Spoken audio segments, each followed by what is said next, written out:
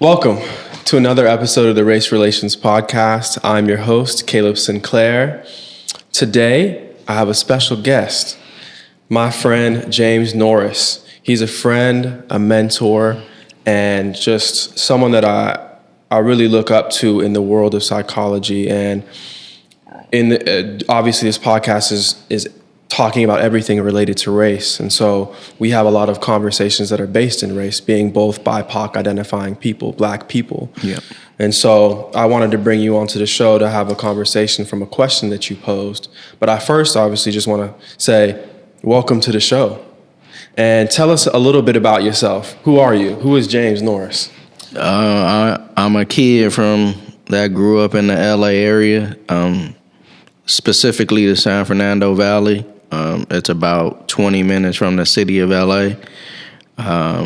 That's where, my foundation comes from, where my family is, and how I became who I am, is, through the area, through, my mom, and, the others that have supported me along the way. And through that, my work is built on responsibility to give back, because so many people gave to me when they didn't have to. Right. So I believe it's my duty to give what I have and share it with others, and then allow them to do what they choose to do with it. Right. I think that's so rich. And honestly, my bad. James Norris is a psychologist. He's from the same master's program that I am at Seattle University. He graduated a little bit ago before I did. He's now actually in his PhD program. He's at the end here, just waiting now to defend his dissertation. And he's the creator of the CARE model, and also he has Autonomy counseling, which is a private sector of counseling. And you also have a nonprofit, right? Yeah, I have a nonprofit. It's Autonomy Counseling and the Community Center, and then Autonomy Counseling. But I also just partner with my brother, my friend, B. Dr. God. Go follow him, hip hop, conscious rapper. We came together and we got this Elevate thing going, and so.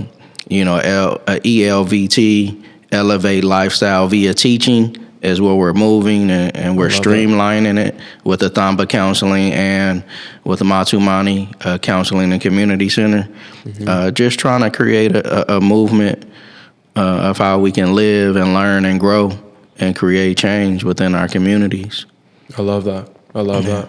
I think that's obviously we're two kindred souls when it comes to being able to have ourselves open ourselves up to the community and trying to be accessible to people and give people information in the most humble way possible. Absolutely. And I think that you do that in spades. One thing I want to talk about before we get into your question that we had talked about earlier this week is, it comes to me now thinking about Black people and having the conversation of racism. It's a hard conversation to have. It's a tiring conversation to have. It's a real conversation to have, and it's one that we have with ourselves every single day. And there are those Black people in the community, and no shade or anything to them, that pick and choose, as we all do, right, to not talk about racism because it is an everyday thing. But for you, I'm curious, because there are those that do, right? And we all live and breathe social justice. Let's get that right. If you are in a Black or an Indigenous body, a BIPOC body, you are breathing social justice. So we are all in the fight together. I want that to be understood. No matter how much you're publicly speaking or privately speaking, you're in the movement. But why is it that you're here? Why is it important for you to be on this platform and to elevate your voice in this way? I think it's important because I was just a regular kid growing up in the LA area and had dreams and aspirations. And I didn't come from a fluent background. I didn't come from a place where the table was really set for my life and how it was going to be mapped out. So and it goes back to this responsibility to let people know that you don't have to be this particular type of person to create change in the world, right? That if you believe in something enough and willing to live that out, you can impact people, right?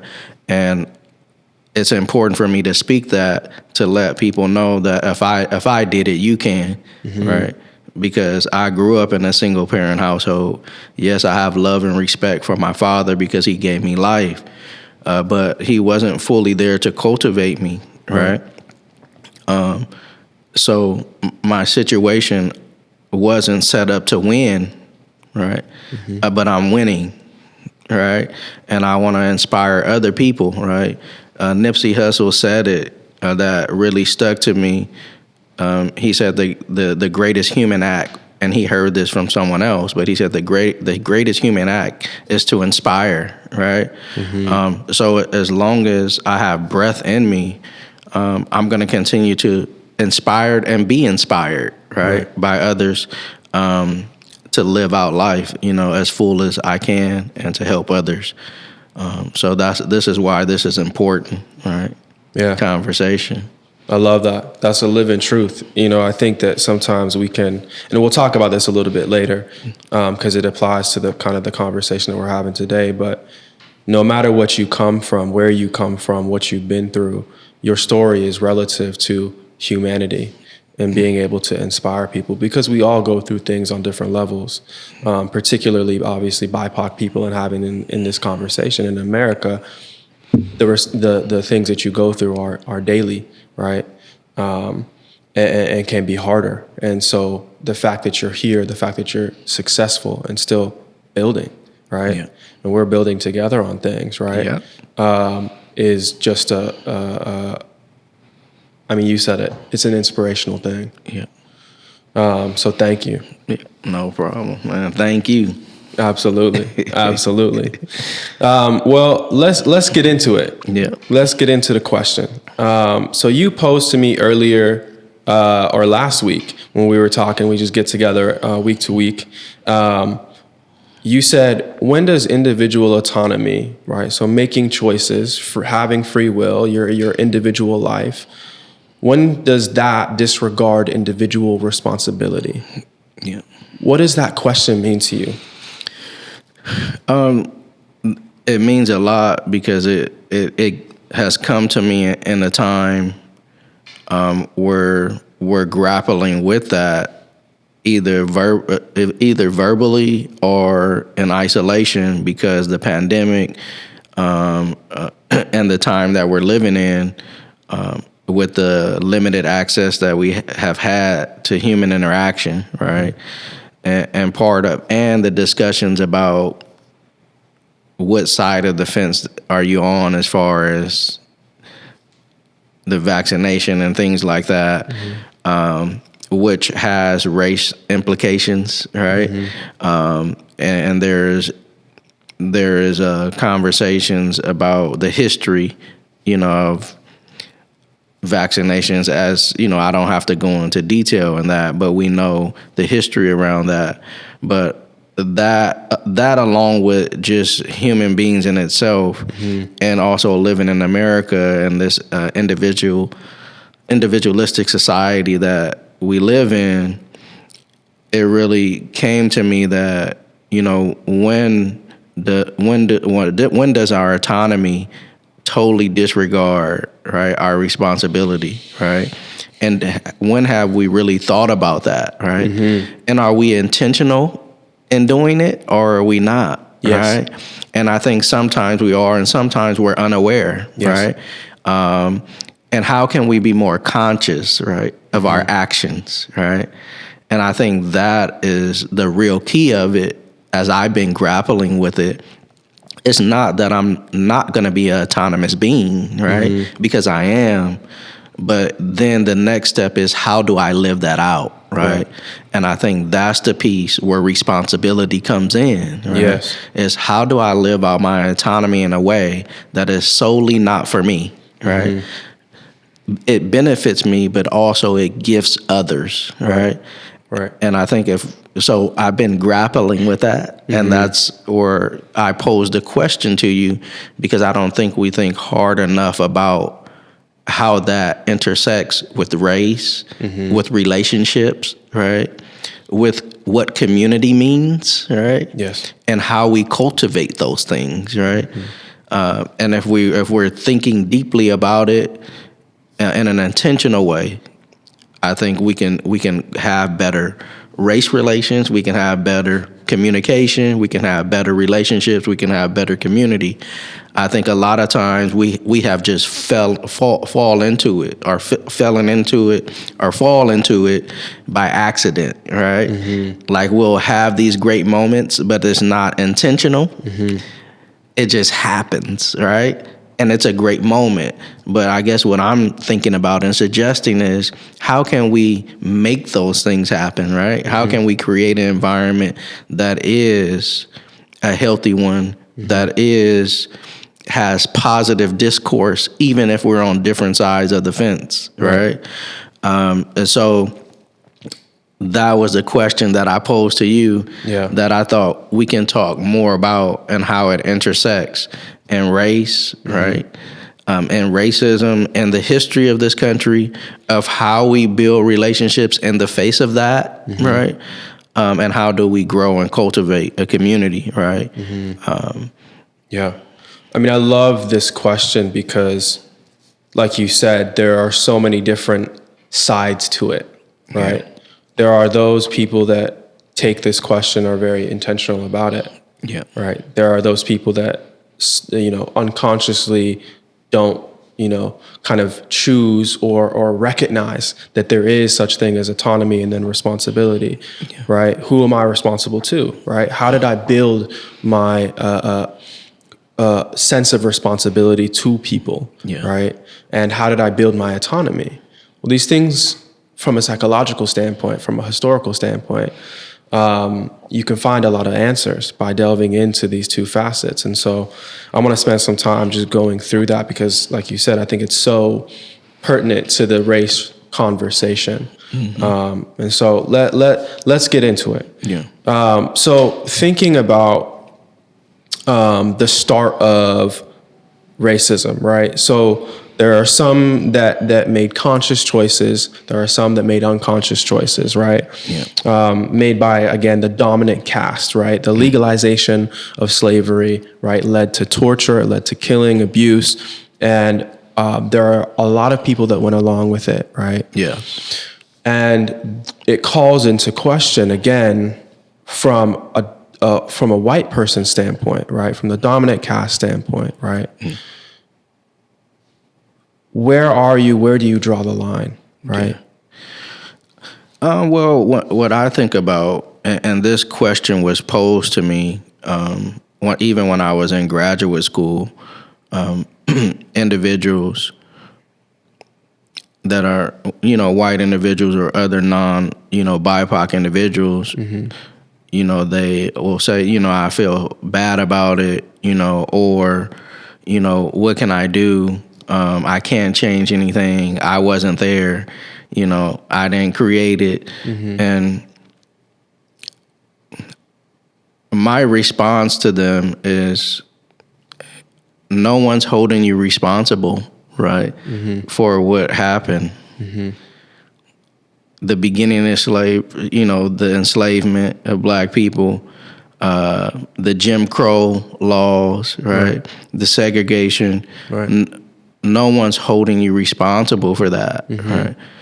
But the question becomes, can you acknowledge the truth about it, right? And then decide how you're going to live now, right? Because I think what happens is we tend to ignore it, right? And when we ignore it, that makes it worse because now it feels like it's not real for the people experiencing it, right? So I think it's important that we be honest about what has occurred and what impact that it's had and how it has benefited others more than other people, right? I mean, because when we're thinking about slavery, and then the end of it, the enslavement of black people, and the promise to get an acre and a mule, right? If we think about the value of land, right, it can change a generation completely. Generational wealth. Yeah, it's generational wealth, right? So an acre is a lot of land, right? An acre can feed a whole community, right? If you farm there, right? So I think we have to look at the value of what was received and what wasn't, and what ripple effect it had generations to come, right? And so we have to be honest about that, and then be active in trying to undo it, not to change it, but play the part you can, right? And I don't even think that black folks in general want a handout, right? They want to build their own. Right. They just want access to do it, right? Right. And then also include others, right? In that, right? So if we begin there, I think we can change the narrative of how we discuss race, right? Right. And how we discuss change, Right. By being honest, right, about things and having humility about it. And I mean, that goes for us as well, right? I think as black people, we can be unapologetic. I'm for that, right? We can speak truth to power, but also we have to be able to navigate the system and society that we're living in to position our community in a way to continue to thrive, right? And part of that is getting the knowledge necessary to do it, right? Yeah. I mean, I love that, the sentiments of acknowledgement, of honesty, of humility. I think from that historical aspect, right? So there's one of the things that I always try to do is go back and just think about like how I would feel coming to a place, right? And there's all these indigenous people, right? And there's all these, again, kind of going back to the killing and the genocide and all these different things going on. And let's say that I played a part, or let's say that I didn't play a part, right? But I still, let's say, especially if I didn't play a part, right? But I'm just there, right? And this is what I think goes on in America now, is that there are so many that don't necessarily know, right? Or participate in racist action, right? But they unknowingly feed into the system because they believe by inaction they are doing nothing, but inaction is actually action. Right. Absolutely. And so having this conversation of, well, at first, well, what's happening, right? There's all these people being killed, right? And I step back and I'm like, okay, this is terrible. But this also benefits me, right? Because we're trying to create power in this place. And if I say nothing, right, to a certain degree, my hands may be clean, right? But they're also not, because again, I'm not saying anything, right? And that's happened throughout all the years where slavery, first genocide happened, then slavery happened, right? And there were so many of white Americans, whether you were in the North, right, or the Midwest, right, where, let's say you weren't taking a part of it again, but you were sustaining the system itself by not acting, right? You didn't find yourself responsible to act, to change things. And even if you did, let's say going into Jim Crow, right? How far is it that you act? Because, okay, black people were saved from slavery or liberated from slavery, right? And let's also understand that black people were not saved or liberated. They were also very much included in that action. If it wasn't for black voices, there would be no end of slavery, right? So there's no white savior. But going into the Jim Crow, right? And there's, again, all this injustice that exists. Right. But it's okay because we benefit, right? And again, I don't want to just to make it seem like that's just the only reason why. I want to get into the psychological ramifications of it. But I just want to set the stage. And even now, post-civil rights, there's this question of, well, we did this. Even if I checked the ballot box to put, civil rights into motion, right? Mm-hmm. What still is my responsibility, right? Versus me just making a choice not to do anything. Yeah. And it gets really confusing. Yeah, I mean, I think it gets confusing in the sense that progress and change isn't something static, right? And I think I struggle with MLK Day. Mm-hmm. And the reason why I do, because I think when we celebrate it, there's a sense of nostalgia, mm-hmm. and we're stuck there, right? Mm-hmm. We're stuck at the work he did, but we didn't keep moving, yes. Right? So that is the box. Oh, we did the civil rights stuff in the 60s. Mm-hmm. What else do we need to do? Well, if you don't keep progressing, if you don't keep evolving, you get stuck, right? Mm-hmm. And things change, but then things begin to repeat themselves because we're not being intentional, right? Mm-hmm. Of continuing to live out and demonstrate the things that created change, mm-hmm. right? And so when we're thinking about responsibility, when we're thinking about autonomy, it has to be active, right? It has to be daily, right? It has to be intentional, right? And I think that's the roadblock that we're in, right? Mm-hmm. And that's why we see the things that we see today, because we're stuck in the 60s of civil rights movement and all of what MLK did, which was powerful, mm-hmm. right? But if he was here today, I believe he would frown, right? Because he would say, what are we doing? I started some work, but not for us to stop. Right. Right.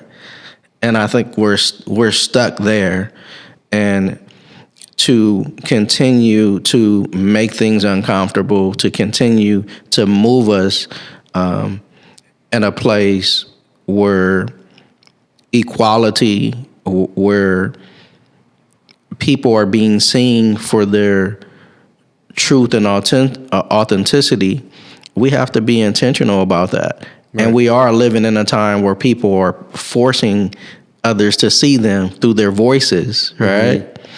Mm-hmm. And I think that is just a demonstration that we stopped the work, and we're still experiencing what they experienced in the 60s, mm-hmm. but just in a different way, right? Yeah. More psychological, right? Mm-hmm. More through information and media. Mm-hmm. It's not so much I'm going to come in your face and tell you how I feel, right? Now it's microaggressions, right? Those still have physical and psychological impact, as if we were in the 60s, right? Mm-hmm.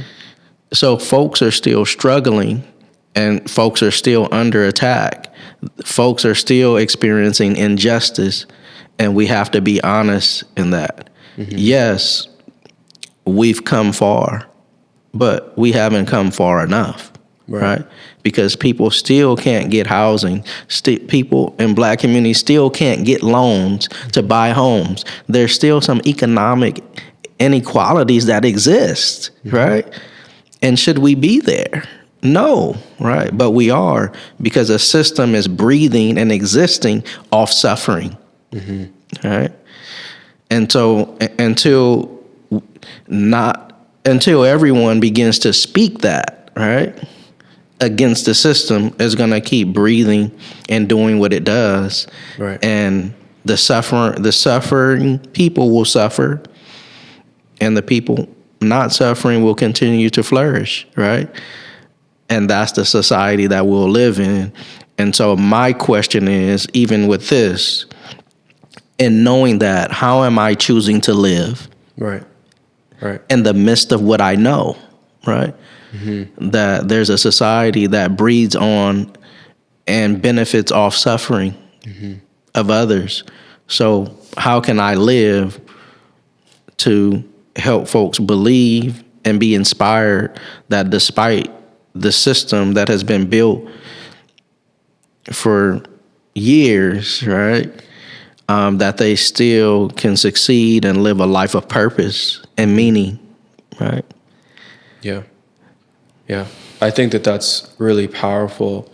And what I'm picking up the most out of that is that maybe a tool to help us kind of decide when to use our free will and to enact our own responsibility comes down to being able to track progress and change in a different way. Yes. Right? That, like you said, change is not something that's static. Progress is not something that's static. And I think that there are so many of us that think that we threw, like the towel can be thrown down when MLK, delivered us to the civil rights movement, but that's not the truth, right? That legislation was just one act, like you're saying. And so being able to understand your responsibility entails you being in this constantly reflective state of, okay, it's a new day today.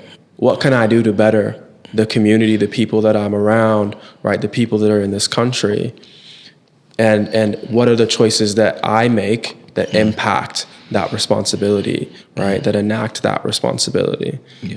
And I think also your question too, right? Of what do I kind of like I just said, what do you do in the day to day, right? I think you have to break that down, and I want to break it down a little bit too, because there are so many of us that don't even realize that we're responsible, right? Absolutely. And so why is that, right? Let's get into the. So I posed the next question, the psychological part of like, how do we begin to understand that they're responsible versus not being responsible, right? Is there such a thing as individual responsibility, or is there a societal responsibility? What do you think? I think it's both, right? I think that we have an individual responsibility to ourselves and the people closest to us, right?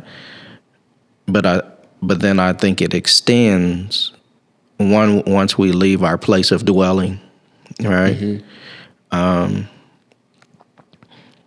When we step outside, our responsibility is about us, but it shifts, right?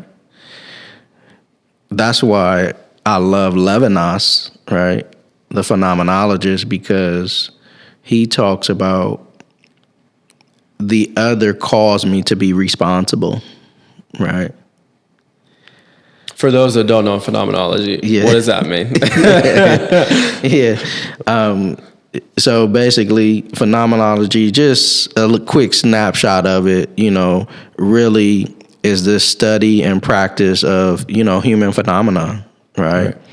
How things come about, right? How things come forth, but also being open to allowing things to come forth and receive those, right? And Emmanuel Levinas was one of the folks, at the forefront of that, right? With his whole idea of the face of the other responsibility. And I think once we, leave our dwelling, we're always being called, right?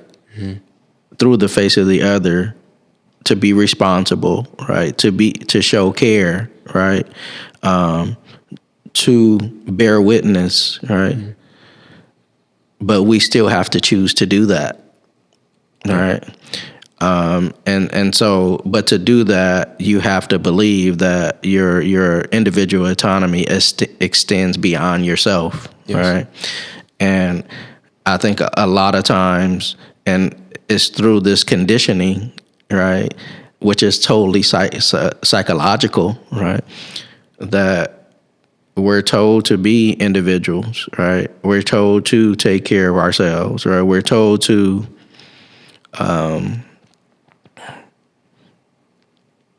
think about ourselves, right? Yeah. I'm this billion-dollar person, this yeah. million-dollar person. Yeah. I did it by myself. Nobody helped me. But we also are told we're also told being a good person is being there for other people, right? It's vexing. Yeah. To care for other people makes you a good person to the detriment of yourself, right? So it's this, and I think because of that duality, we don't spend a lot of time really doing self-inventory, right? Because we are either totally consumed in ourselves or we're totally consumed in overcompensating of helping everybody, right? And then there's really no time to do some self-work, right? Right. Self-examination, which would be the key, right, to living an intentional life, right? Yeah. And so we have these two kind of cups within our society. It's about me, I'm a billionaire, or it's about me, see, I help everybody. But I'm not even taking care of myself, right? So I think within our society, there isn't this space to say, I'm going to be with myself and continue to learn who I am mentally, emotionally, psychologically, right? So I can be the best version for people and myself, right? So that grappling, right? And that fear, right? To go to this place of individual work is at the heart of the psychological challenge, because if we do work on ourselves or do for ourselves, we feel guilty, right? That we should be doing something else and not focusing on ourselves. So this kind of duality within our society, right, and these messages condition us psychologically to begin to act and interact with people in certain ways, right, on a very unconscious level, right? Yeah. And if we're not aware of those things, they can be damaging, right? They can be damaging because words and actions have power, right? And if we're not thoughtful of those, we can be causing greater harm than even a knife could, cause, right? Because if you get cut, it can heal, right? If you get words that are swords or actions, those are long lasting, right? And those have psychological impacts. And we're seeing that in our society today within the Black community and other communities, right? That there's more value in taking our own lives than preserving it. Yeah. Right. And that's a psychological thing that we haven't really, we're talking about it, but we haven't really examined it, right? And it is connected to this autonomy and individual responsibility, right? This to ourselves, but also the community that we're in, Right. or we come across. Right. I think that ties so beautifully into kind of what I wanted to bring to light too, of you're talking about the duality of myself as an individual and the relationships. Yeah. Right. And I think one thing when it comes to defining how you see yourself being responsible for certain things comes down to the relationships that you have. Absolutely. Right. So I can only, as human beings, we have a higher proclivity to feel responsible for something that we are close to. Correct. Right? If I know your name, if I know where you live, if I know your story, right? This brings me to empathize with you, to get closer to you, right? And if I don't have that, it's much easier for me to be able to dehumanize you or to say, I have no responsibility in the dehumanization that happens to you than it is if I was to get close. That proximity is so key. Yeah.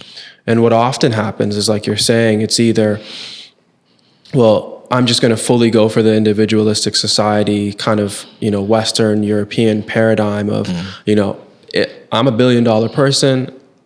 is all mine, Yes. right? Versus, well, I'm just going to fully immerse myself in the social realm and try to fix everybody, Yes. but I miss fixing myself and tending to myself. Yes. There's no balance. No balance. Right. And like you're saying, it's so important to be able to sit down and reflect on where am I in the midst of all of this, right? Because it is in service being balanced. For me, as a psychologist, I have certain hours of the day that I help people, right? Yeah. But then there's also certain hours of the day that I just help myself. Right? Absolutely. I gotta fill my cup, right? And so being very reflective and intentional about creating those different spaces. And I was saying as well, going out into the community to build relationships with the people that are hurting, right? Or that have less than I do, even as a Black male, right? How much am I going out into the community to do that, to build that feeling of responsibility, right? Because it's a built feeling. It's not something that we are innately born with it, right? And that's what I really feel like Levinas is talking about, right? That we have this, no matter who you are. We saw this with George Floyd when he was murdered and the videos went out, that there was such an uproar. Obviously, millions and millions of people all over the globe went out into the streets not knowing him, right? But there was that closeness, the proximity that was brought by the video, right? But how often does that happen in the wider community where you're intentionally doing that, right? It doesn't happen very often. And I think it doesn't happen often, and I've been thinking about this. As a Black community, but as human beings in general, I think that we have to reimagine impact and change, right? And realize, because it can be this daunting thing, right? All these things are going on in the world. How do I make an impact, right? It's so much happening, and it can paralyze people where they just don't do anything because it seems overwhelming, right? And what I encourage people to think about, don't look at the big thing, right? Because you as an individual can't change the big thing anyway, right? And I think, and when we do the big thing, like the George Floyd situation, massive people responded, which was awesome to see humanity respond, right? But then that fizzled. Absolutely, just gone. And I think we can have this inclination to respond to this big thing, but then there's no actionable plan, right? And so what I encourage individuals, whatever you're passionate about, do it within your circle, right? Do it with the people that you're connected to in the community that you're connected to. Create change there first, right? You don't have to change the larger society. But if you're touching the people that you're spending time and space with consistently, that is going to have a greater ripple effect than you're trying to tackle something humongous, right? And I think that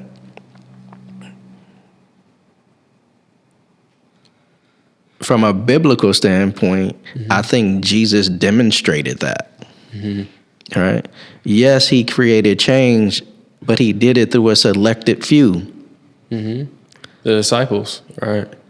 He gave us an example that if you have this call, it's not for you to go do this walk and tell everybody this is what you need to do, right? But you get a collective of people that believe in a mission, and then you live it out, right? But you're living it out in the time and spaces that you are at, right? And when you do that, people will get the message that you haven't even touched or seen. So I'm encouraging people, when we're thinking about race, right? When we're thinking about individual responsibility, when we're thinking about autonomy, think about it in a way that is, when I get up, who are the people I'm engaging with, and how can I show it to them, what I'm living out, because that is going to be the thing that helps them do it and then helps another person do it, because the way in which you're living in front of them, right? Right. I can't change the president's mind because I don't see him. But I can go into a school. I can see a client. I can have a friend. I can walk around the community that I'm in and live in such a way that can impact them and that can impact others, right? So I think we have to really simplify this thing. Right. I think we've made it so broad that it becomes too much. But we need to get back to the basics that we learn from history, that we learn from biblically, which I believe is a historical text, right? That give us examples of how groups of people created a greater change by just living a certain way, right? And if we're intentional about those things, I think we'll make an impact and we'll live out this balance of individuality and community all in one, right? Right. I really love that, just the illustrations that you're bringing, because I think that was one of the psychological things that I wanted to talk about, was this thing that happens with the ego, right? When you bring ego into it, which we all have, right? And it's a psychological manifestation, but it acts and it affects us, and it's a social manifestation, but it affects us on a very physical level, on a very mental level, emotional level, right? And so when we see certain things that maybe we have a stirring to act in, but it's so daunting that, like you said, it can freeze us, right? And particularly if we're frozen, we start to feel bad about ourselves, right? We get this just absolute ego dump of like, I'm not a good person, right? And that's not to say that we're here to pass judgment, right? Because I think that we're all complex beings, no matter who we are. Absolutely. Right? But there is this reality that if you don't understand the basis of that ego and how that works, right, that you will be in a frozen and destabilized place with no way to get through it. And what I hear you saying is that first it comes to recognizing, right, that you're feeling a certain type of way, right? That there's this pull, but there's also like this opposite pull of I'm feeling guilty, I'm feeling small, right?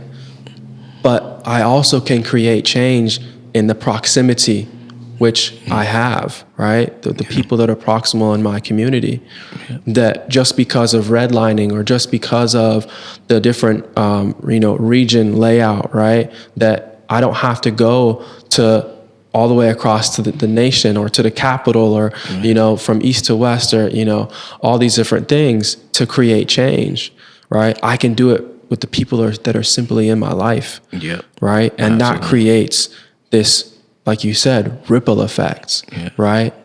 Where the pebble drops into the pond and it immerses the whole entire lake because of that just power that comes from it, right? And I think that really speaks to being able to break down that destabilization and to coming to grips with there are enough of us, there are enough pebbles to be able to literally shake the whole ocean. If we would but just use our power in our own community. Yeah. I mean, absolutely. And I mean, I do believe, human beings, but particularly the Black community is in this state of paralysis, right? Because if we focus on where we are, and we've had examples of this, right? We've had examples of communities building their community, i.e. the Black Wall Street, right? In 1925, it was burned down, but this was a self-sufficient community, right? They had all the necessities to have a functioning community, right? They had a hospital, they had a grocery store, right? They had post office, barbershops, doctor's office, right? They were their own ecosystem, right? They weren't trying to make everybody do it, but they said, we're going to create our own ecosystem of self-sufficiency and building together and having community, and they flourished, right? So if we can recognize, right, and get out of this paralysis, or this destabilization phase, right? If we can work through that and recognize that where we are is the place where we need to be to cultivate the change that we want to see, right? And it is all these pebbles. If all the pebbles come together and you drop it in a lake, it's a big ripple, right? Yeah. And it goes on for a while, right? It doesn't just die. It goes out, spreads wide. And so simplifying this thing, starting from where you are, and I think if we do that, we'll have greater success, but I think we'll also have greater revelation and connection to the community, but to ourselves of what change and growth and care and responsibility looks like, right? Because part of trying to get the big thing, trying to change everything, is still attached to that individualistic society. I need to be the person that says this needs to happen, right? I don't want to be, if it happens to be, but I want to be about the work. And if it happens to get everywhere, it does, right? But where I am and the people that I'm engaging with and living with and spending time with, they're bearing witness to the work, right? And I think if we're fixed on that and not this individualistic, I'm the one that created this change, then we can really do some good work and we can change. We can build our own communities, but also we can demonstrate how race relations looks, right? Right. Because it's not about sympathy, right? It's about understanding empathy, right? But it's also understanding that we can have our different communities, but still intersect them, right? There can be a Black community, but it also can intersect with other communities as well, right? It doesn't mean that there is segregation, right? Yeah. There's just diversification. Yes. So it's okay to build your own, but I think in building it your own gives you the confidence to walk across the aisle, right? Because now you're coming to the table differently, right? You're not asking, but you're coming as individual owners, right? Individual communities, right? That have something to offer and see if there's a possibility things can be done as a greater society, right? Yeah. So really changing the framework, right, and really reimagining what change looks like, and how do we build, each other as human beings, right, and still be individuals at the same time. Right. Yeah. I think that that's really key there. Like that there is. I think that we seem to, in this individualistic society, right, this communal piece is such a threat to myself, right? And I don't know if people have ever watched, maybe you have watched the Babies documentary, 2010. There's like 4 different babies. I think a baby of Asian descent, of a baby that's, I think, in somewhere in like Malaysia or somewhere in that area, a Caucasian baby, and then a Black baby. And the baby that was of African descent is in Nambia. Their community built in responsibility in an individualistic but also in a communal sense, to where there is this kind of sharing of responsibility. So kids were taken care of, and you find this now even in America, right? To where you go to the Black community, and aunts and uncles or sisters and whatever, you're taking care of kids, right? And it's this very communal kind of movement that's very loving. But there's also this understanding that my identity is that, but I'm also myself. Yes. Yeah. Right? And that it doesn't threaten my peace or my prosperity, but it actually enriches my peace and my prosperity, because I don't have to run like we do in this country away from uncomfortable spaces, because I'm spreading equality to all of the spaces, right? We have a propensity to walk by a homeless person, right? And there's this just really strange feeling that happens, like we need to just distance ourselves, right? Or we see race-related violence or different things of that nature, discrimination. And there's like this dissonance that happens, right?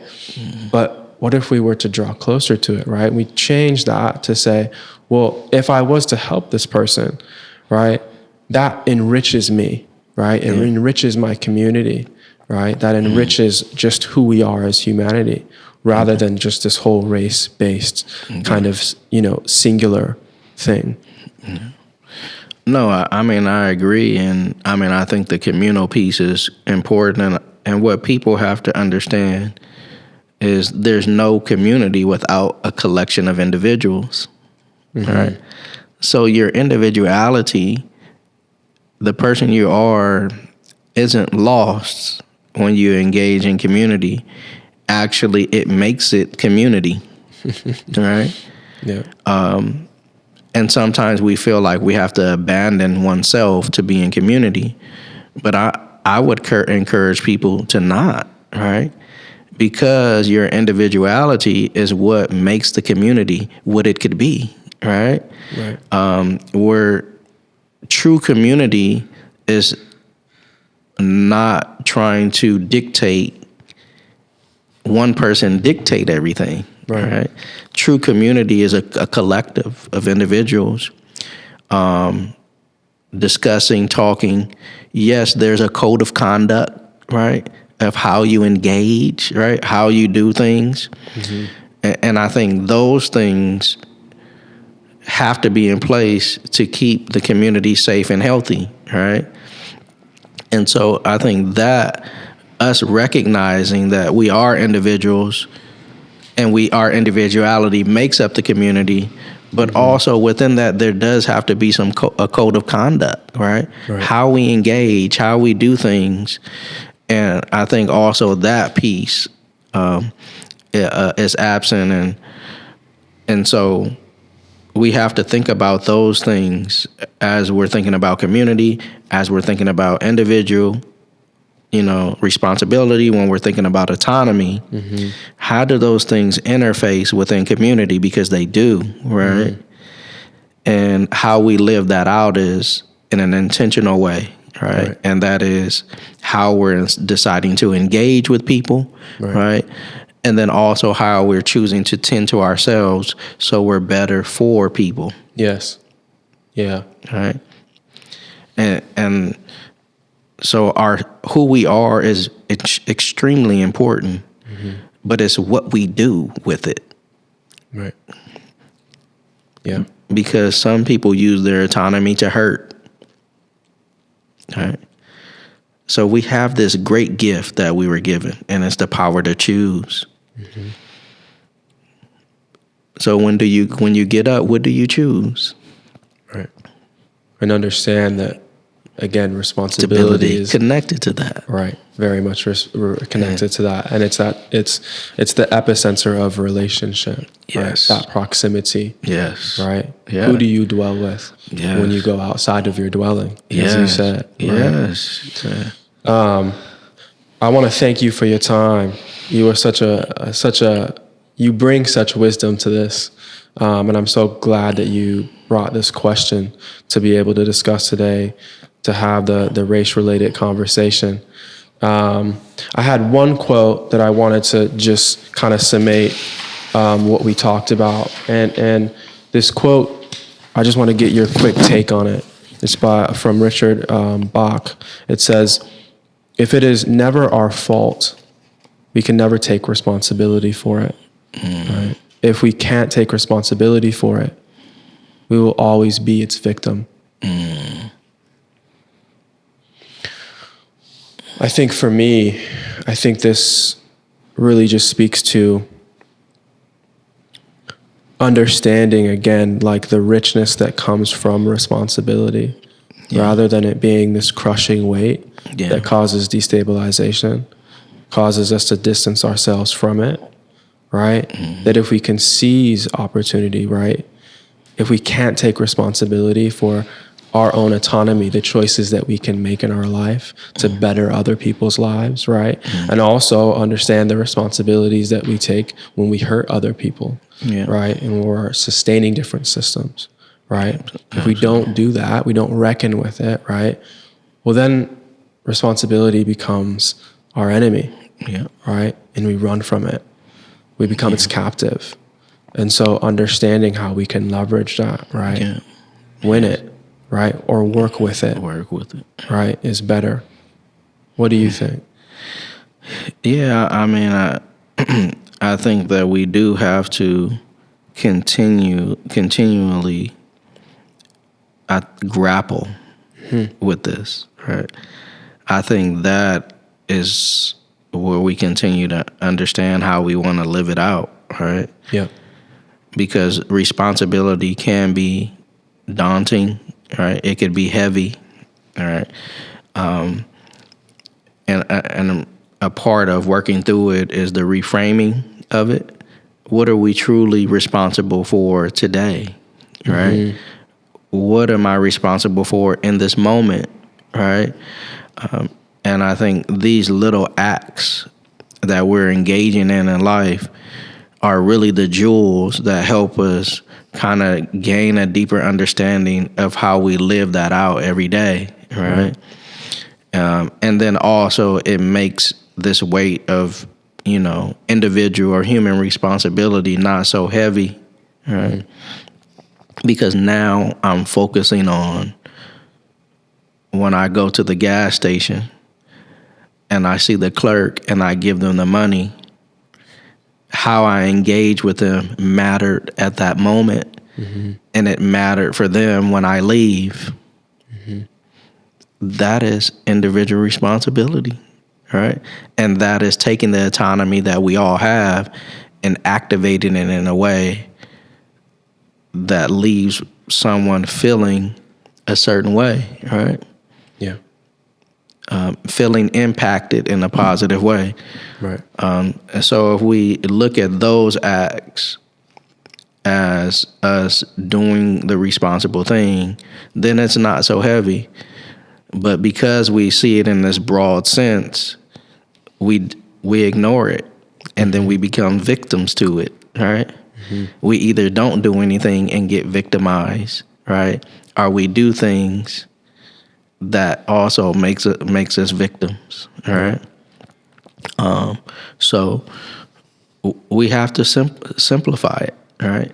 And I think that is the hardest thing for us, is to make things simple, but it'll help us do the work or be the human we aspire to be, right? Every day, through the little acts that we do, through our journey. And I know people that hear this and may challenge, the idea of choice, right? But even when it feels like we don't have one, we do, right?